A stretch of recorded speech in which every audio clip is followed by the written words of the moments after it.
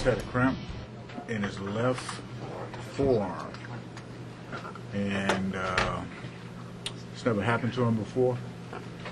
Something caught him completely by surprise. Was it heat related, John? You know what? I don't know. I don't know. He seemed to be getting a little fatigue out there at that time. It could have been exhaustion and that type of thing, but the word the medical people gave me was just it was a cramp. Is there any reason to believe that this will cause him to miss a start? No. Not the way he lifted that fork in there and eating. He'll be fine. Is Ryan's thing more troubling that this is back again? No, Ryan's situation was dizziness caused by a migraine, which he historically has. It was nothing to do with concussions or anything of that sort. It was he historically has had migraines, and I think he talked to the main people, and the way he explained it came on. It was more related to his history than what he just coming off of. Something he had coming into today, and he had it before the game, or during the game, as the game continues, his eyes and stuff get a little watery, and he get a little dizzy or whatever. Sure. I know you're not a doctor. No, I'm not. But prefacing it that way, when he had fatigue the last time before the real dizziness and stuff, and this time he had fatigue. You sat him out yesterday, and then dizziness today. Are you sure? Yeah, no, I'm not worried about the fatigue. I'm more concerned with. I was more concerned with the concussion part of it, but they assured me that that's not related to what he has now. Okay, what he went through. When he had I think we're on the West Coast, he had fatigue for a few days, and we thought, oh, it was just fatigue because he hadn't played for a while. Yeah. And all of a sudden later, he started getting woozy. No, I didn't. No. Sure.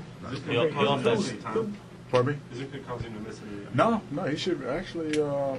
I kind of expect unless he has one tomorrow, a headache tomorrow, he won't play. But if he doesn't, he'll play. Jerry, who told you that he was okay tonight, and that it was not at all related to the concussion? He did. Sure, but I mean, like, were there any medical or trainers or doctors who you guys talked to tonight? Yes. He talked to Jay. Will tell you who he talked to. Jay, where you? He spoke to the doctor Ray spoke to the doctor who's been treating him back in New York, and that's where the insurance came from, the doctor back in New York. Jerry, at what point in the game did he tell you that the dizziness was getting bad? Ray came up to me in the, I think it was the eighth that he was, Ray Ramirez told me about the eighth. I mean, could you tell, watching him play, that there was anything wrong with him? I was so in tune on the other part of the game.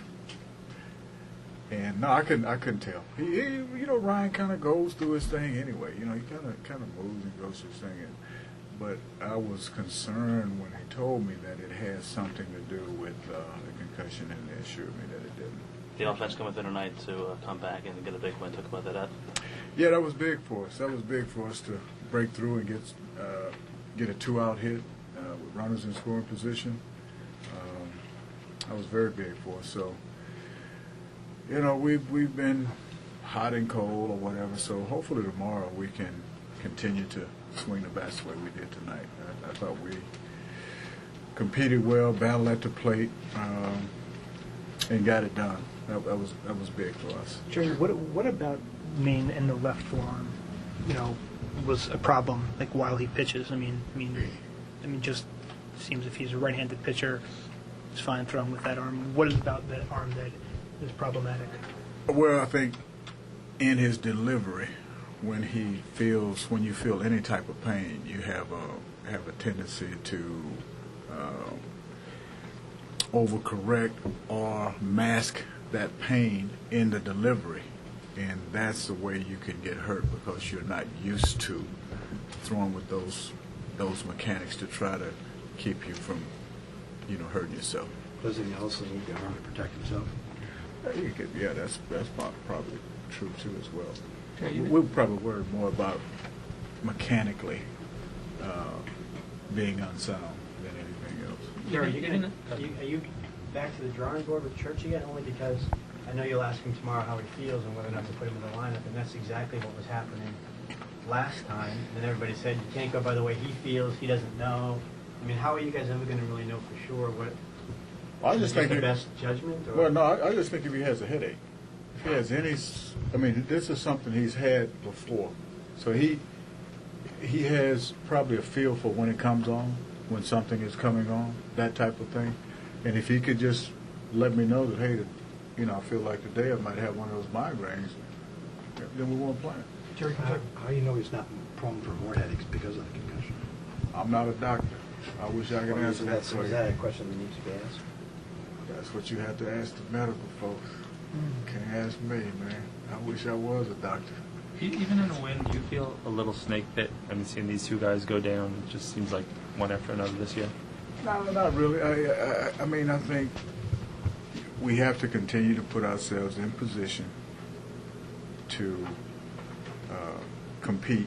Every team has injuries. Every team goes through different ups and downs as far as physical ailments.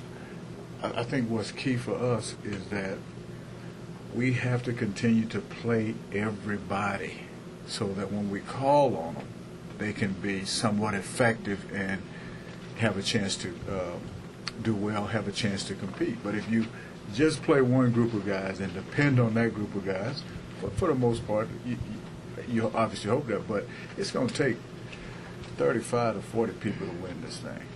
Jerry, tonight you played the bench, well to your advantage. 2 nights in a row you pinch hit for Castro. What goes into your thinking there? Like, what's the determination of taking him out in that spot? Well, I like the fact that, when you got first and thirds, you got righty on righty, and ball's going away from you. Anything on the ground with Castro is a double play. So I like the fact that the left-handed hitter has a chance to hit the ball to the glove side of at least the second baseman. That double play is a little bit more difficult to turn, and you got to kind of have a feel for how a guy matches up against a certain guy with his swing. There'll be some right-handers that will give Castro a shot. Joe, talking about Schneider, that's not a role that he or a lot of catchers are in, going up the bench. Right. Again, if everybody's playing, and you can expect good at bats, you might not expect hits, but you can expect good at bats, and that's kind of what we're hoping for there. And that was big for him to come up there and hit that ball in the gap. We really needed that bad. Do you think so?